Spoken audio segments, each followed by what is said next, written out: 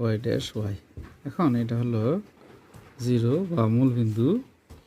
যেহেতু আমাদের এখানে আছে 1 1 অর্থাৎ x1 y-ও 1, তাহলে এখানে এরপর হলো 2 2, তার মানে এখানে আর x0 y তখন হলো 5। তাহলে এখানে আমাদের তাহলে 0 0 5। তাহলে যদি যোগ করি এখন আমরা, তাহলে এটা পাচ্ছি হলো এ বি সি। তাহলে বিটা হলো 2 2 আর এ হচ্ছে 1 1। এখন আমরা ত্রিভুজের ক্ষেত্রফল, ত্রিভুজ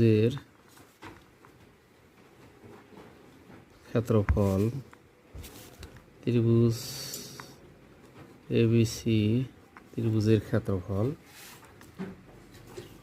সমান হচ্ছে half x1 x2 x1 x3 x1 same y1 y2 y3 y1। এখন এখানে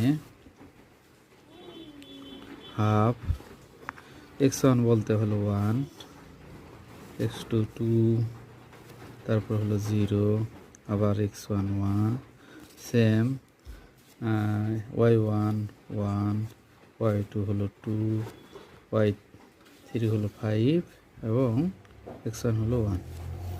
এবার লক্ষ্য করি, গুণ করি, এদিক গণন হবে আগে 1 আর 2 গুণ করলে হয় 2 প্লাস 2 আর 5 10 প্লাস 0 আর 1 1, সূত্র হলো মাইনাস, এদিক যদি গুণ, এবার এদিক গণন হবে 2 কে 2, আবার এটা দ্বারা গুণ করলে হবে 0, 5 কে 5 মাইনাস 5,